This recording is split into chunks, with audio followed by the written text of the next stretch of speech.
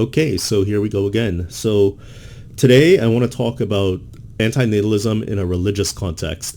So there's two verses, and I can't say that they directly talk about not giving birth or the immorality of giving birth, but if you read the verses, they pretty much tell you that there's something happening there with birth and not having birth, and maybe something is better than having birth, you know? So I'll read the first one. It's from the Talmud, and I don't know how seriously Jewish people take the Talmud. I'm not really part of the Jewish faith, or I haven't really delved into it, so I don't know for sure. But I know this verse specifically wasn't codified in the Mishnah. So I don't know if that means it's taken any less seriously or what.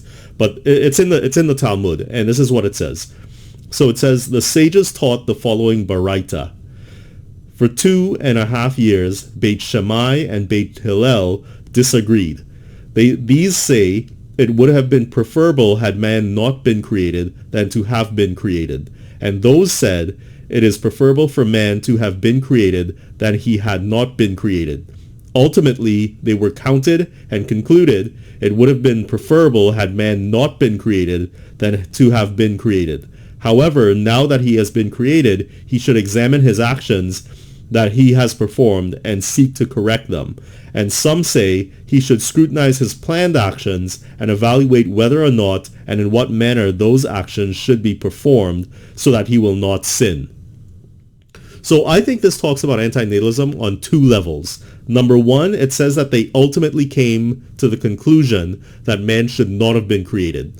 And for all the reasons I guess, right? So suffering, sin, all that stuff, you know, we should not have been created. It was a bad idea.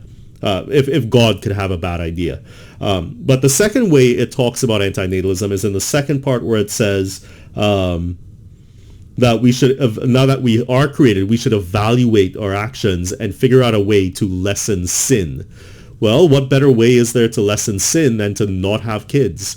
If your kids don't exist, they can't sin, right? So I think that's antinatalism right there, right?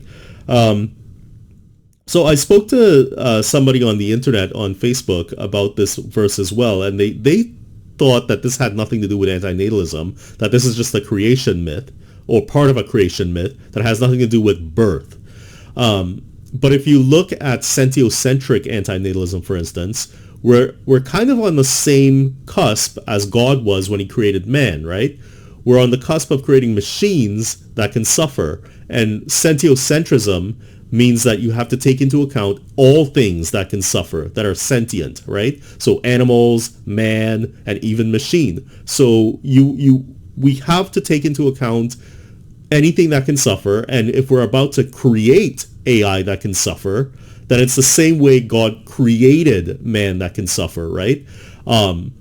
And we might not be calling it birth, like we're not saying we're birthing AI, but isn't it the same? I mean, if you want to be creative or if you want to be metaphorical, can't you figure the same thing out? Like, I mean, if you create kids, you're birthing kids, and if you're creating AI, you're birthing AI. Like, I mean, it's kind of like the same thing. So I would say this verse, Spiralvent 13b, has a lot to say about antinatalism. It talks directly to it, in fact.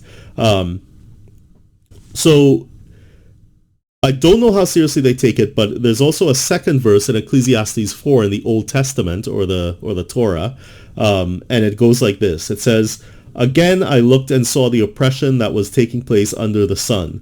I saw the tears of the oppressed, and they have no comforter. Power was on the side of the oppressors, and they have no comforter. And I declared that the dead who had already died are happier than the living who are still alive. But better than both is the one who has never been born, who has not seen the evil that is done under the sun." I think that's another dead ringer for antinatalism. It talks about basically, he who is better off is he who has never been born. Like, I mean, that's pretty much antinatalism right there. The only thing though is they introduce something called the oppressors, and the oppressors are other men, I assume.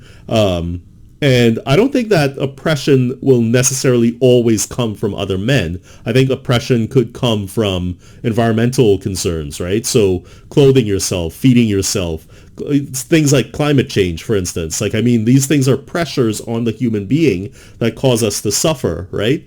So as with Erevin 13b and as with Ecclesiastes 4, it's not directly talking about antinatalism or expanding on antinatalist thought, but the core ideas are there. They really, really are.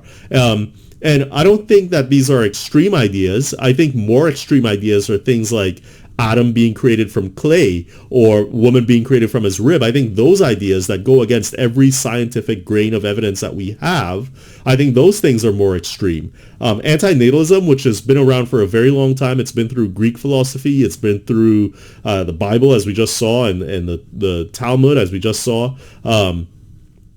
I think it's a common thought. The old refrain, right? Life's a bitch and then you die. I mean, it's not as poetic or it's not as grandiose as antinatalistic philosophy, but I mean that sentiment is there, and I don't find it extreme at all. I find it very common.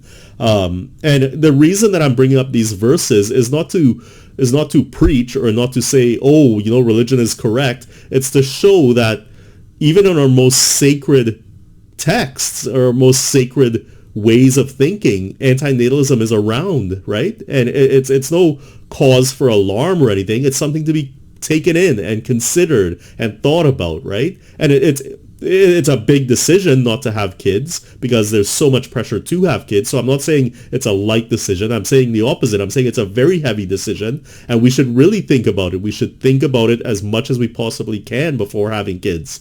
So yeah, I think I'll end it there. It's about getting out of the suffering and the life birth cycle that we find ourselves in, right? So if we could figure that out, which I think we just have to put it into practice, as with antinatalism, I think we'll end up in a better place. And that's it for now. Bye.